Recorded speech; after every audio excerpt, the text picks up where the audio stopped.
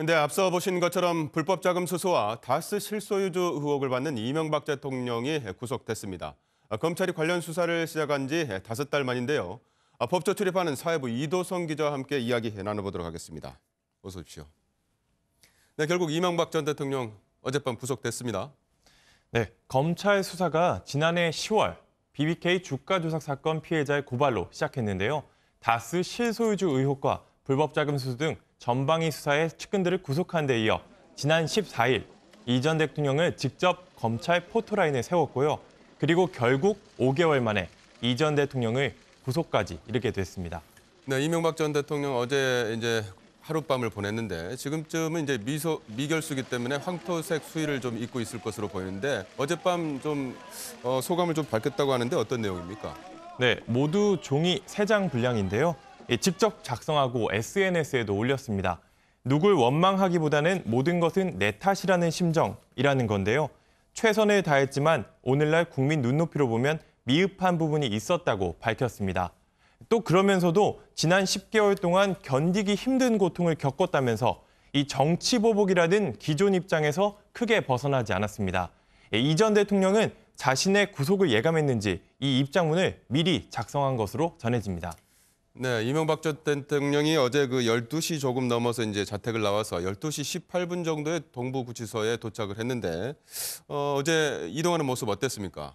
네, 현장에 저희 취재 기자가 나가 있었는데요. 유인촌 전 장관과 권성돈 의원, 그리고 조혜진 전 의원, 이동관 전 수석 등 측근 20여 명이 먼저 나와 이 전 대통령을 기다렸습니다. 또 가족들도 침통한 표정으로 이 전 대통령의 모습을 지켜봤고 아들 시영 씨는 눈물을 흘리기도 했습니다. 하지만 부인 김윤옥 여사는 자택 밖으로 나오진 않았는데요. 측근들에 따르면 이 전 대통령이 나가기 전에 마지막으로 포옹을 하고는 눈물을 펑펑 흘렸다고 합니다. 네, 서울 동부구치소가 작년 9월에 문을 열고 본격적으로 시작했는데 일단 아파트형 어떤 구치소라고 하는데 맨땅도 없고 시멘트로 다 돼 있는데 앞으로 구치소에 있는 동안에 수사 어떻게 받게 됩니까? 네, 이 전 대통령은 110억 원대 불법 자금 수수와 또 자동차 부품회사 다스죠. 이 다스의 350억 원대 횡령을 한 혐의를 받고 있습니다.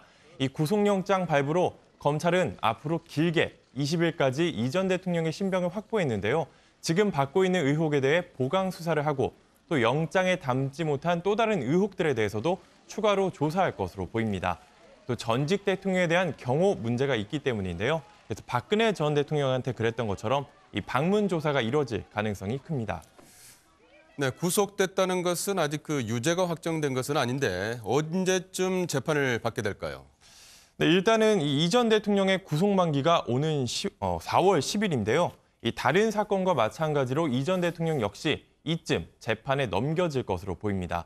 다만 오는 6월에 이 지방선거가 있지 않습니까? 네. 그렇기 때문에 이 선거에 미칠 영향을 최소화하기 위해서 일정을 조금 앞당겨서 기소할 가능성도 점쳐집니다. 네, 그렇군요. 정치권 반응 크게 엇갈렸죠? 네, 이 전 대통령의 구속 소식이 나오자 자유한국당을 제외하고는 법원의 결정을 존중한다는 반응이 이어졌는데요. 하지만 자유한국당은 구두논평을 통해 참담하다면서 다시는 정치보복이 반복되질 않길 바란다고 밝혔습니다. 네, 알겠습니다. 지금까지 사회부 이도성 기자였습니다.